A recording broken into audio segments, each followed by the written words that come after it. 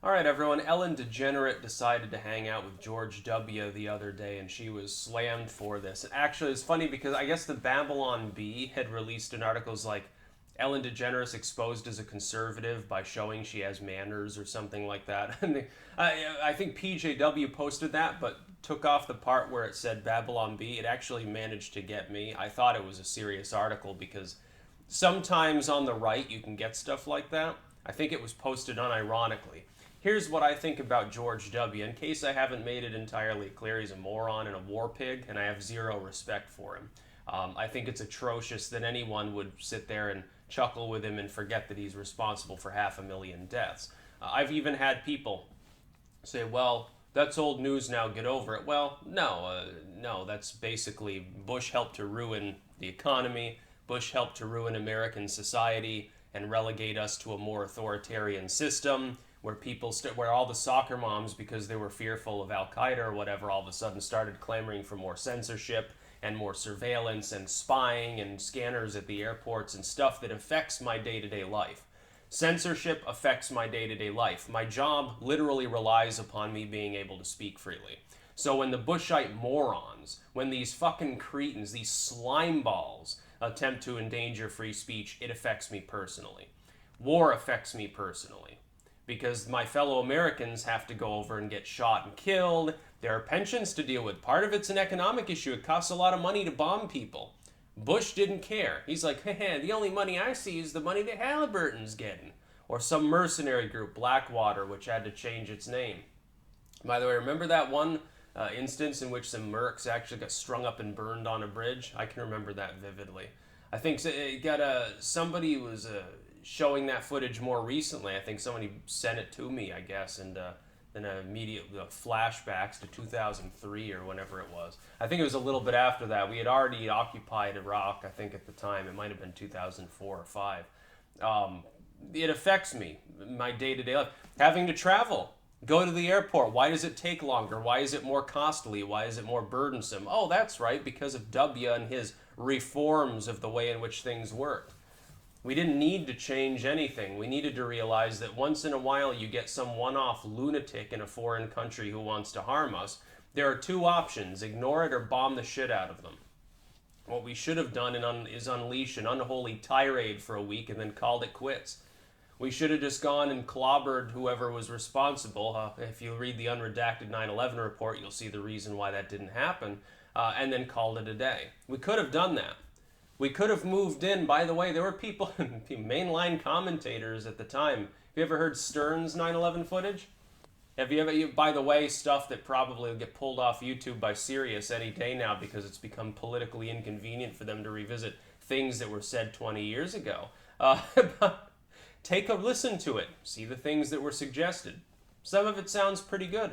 We didn't need to change our way of life and start censoring things in the wake of 9/11 and doing all this shit. For Ellen DeGenerate, big-time leftist figure of the millennial generation, sort of an MTV liberal, I suppose you'd say, a View liberal, a Survivor-era liberal, a wine liberal, rich, spoiled one, comes out, says, oh, I'm going to go to like a game with Bush and sit there and chuckle. This will be perfectly fine optics. I think that what happened is that she mismeasured the situation. Everyone on the left is so stuck on Orange Man bad that you see a lot of people trying to excuse Bush who actually should have been removed from office. Bush should have been impeached and dragged out of the White House by his hair, kicking and screaming. He should have been gone. He should have been thrown in Gitmo. He fundamentally weakened this country in every capacity. He made an embarrassment of us on the world stage, pissed away the entire economy pretty much, fucked thousands of American civilians up, tens of thousands of soldiers, contractors being killed too. He fucked up several countries, and he screwed up our diplomacy, which has led to a situation where we had to elect fucking Donald Trump, of all people, to piece things back together. After Bush and Obama, really Bush-Obama, because there's nothing that Obama really changed in the wake of the Bush administration, other than the letter after his name and his skin color, which was enough for the wine liberals like Ellen DeGeneres. In the wake of those two disaster administrations, we've got to have Donald Trump to rebuild things. Again, should probably scare people a little bit that a man with absolutely no political experience is knocking it out of the park in half of a first term as opposed to 4 full terms of his predecessors. Some people just don't understand this. But Ellen thought that because Orange Man Bad syndrome has taken hold so virulently that Bush would get a pass and that she could help rehabilitate his image and make friends with him. And then she could go to the Hollywood elite parties with pyramids and shit like that and feel at home and, go to special islands and stuff like that. So she can get $8,000 injections of infant blood or something into her face. By the way, not even a conspiracy theory, that's just quack medicine that these rich people are dabbling in right now at the moment because they rediscovered Rudolf Steiner and they thought that it was real, so, they decided to start injecting themselves with other people's genetic material, It's not going to do any good. Look, you're still old and ugly. I'm sorry, Mr. Rothschild. There's just nothing to be done for it. Once you hit 90, you hit the real wall. Once you get up into your 80s, it doesn't matter if you're taking some adrenochrome. You're probably still getting kind of fucked up. Look at Rockefeller. Didn't he die? I thought the really gaunt, sunken Rockefeller with obviously fake teeth, and he sits there and it looks like he could barely even hold his head up. Isn't he dead? I thought he died a couple years ago or something. He made it to 100. He was an old dude. Anyway, getting back on track of a not entirely serious video here. Ellen DeGeneres represents everything wrong with millennial liberal dumb. A bunch of gated community sellouts. They don't really stand against the establishment. They really want to be part of it. Like Ellen wants to be part of that political establishment. She wants to dance and schmooze with Obama. She wants to yuck it up with George W. She doesn't even really care about party, and certainly not about ideology. Look, at this point, the Bush side of the Republicans, they never cared about LGBT stuff anyway. They've now publicly begun to demonstrate that they don't care. They don't care that she's a lesbian. All they see is a fellow rich person. Somebody that they can respect because she's rich, she's out of touch. She doesn't really care about the working class or the middle class or anything. And by the way, let me say this. It is perfectly fine for someone to be rich and out of touch, to forget what it's like to be lower class or never to have been and not to care. I don't care. I don't want to steal their money from them. I don't have a problem with that. But stop trying to pretend to be some sort of activistic populist in so doing, like you actually stand for something called progressivism. There's no progress to be had there. She goes home to her supermodel wife or whatever it is and wine totals and shit, and goes to her yoga class. She's like, what it reminds me of is like a Jack Dorsey deal. Jack Dorsey goes to Burma, meditates a couple times, thinks he's achieved enlightenment, and he starts, talking about all this weird mumbo jumbo. Whenever he does something unconscionable, he just starts talking about love beads and meditation like a fucking jackass. Steve Jobs was like this. He took acid a couple times while he was making computers and thought he had achieved enlightenment. And every time that they post that shitty story, and Apple loves to push this shit, oh, the time Steve Jobs said something profound to me sort of bullshit.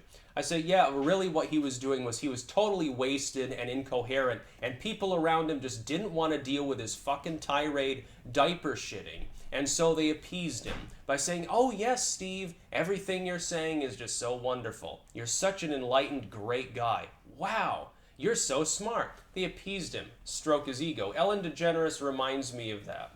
She reminds me of the same kind of wine-sipping liberal who sits in the sun plantation style, probably looks like a southern collard green slave owner in private life and pretty much acts like that. And these gated community liberals, they live in their lily white neighborhoods. They don't live in the ghetto. They don't go to the working class or anything like that. If they do, if they have to shake the hands of someone who makes under $100K a year, they probably wipe it off with an antiseptic wipe afterwards. That's fine. To be that rich, more power to you. You've really made it in life. But then you sit down and chuckle it up with Bush, and then you're flabbergasted at why people would have a problem with that. There are people whose family members died in Iraq. A lot of people were affected directly by that. Then you have people like me. Nobody I knew died in Iraq. I think I had one friend in elementary school whose uncle was serving or something like that and got killed. Other than that, it's never directly impacted me on that visceral level. But certainly the fallout post 9/11, censorship, surveillance, things of that nature absolutely affect me.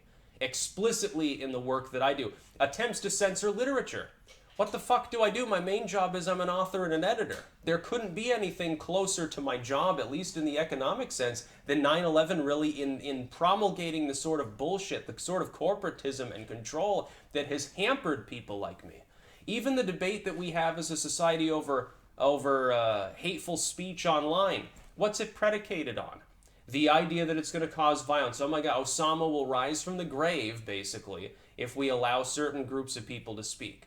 Endangers my work in the most literal, explicit sense. And again, the inconvenience of body scanners at the airport and long lines and random sweeps of buses and trains all of the time. Metal detection everywhere. Schools where people are worried about, well, this lone nut gunman shot up the school. We have to talk about bulletproof backpacks. People were talking about all those security measures after 9/11. Do you really not remember what it was like for several years thereafter? Some of the goofiest proposals that have ever been made in the history of the country were predicated on Bush's mismanagement and opportunistic misuse of that particular tragic event. It was capitalized upon and branded as though it were a corporate logo. That's about all. Peace out.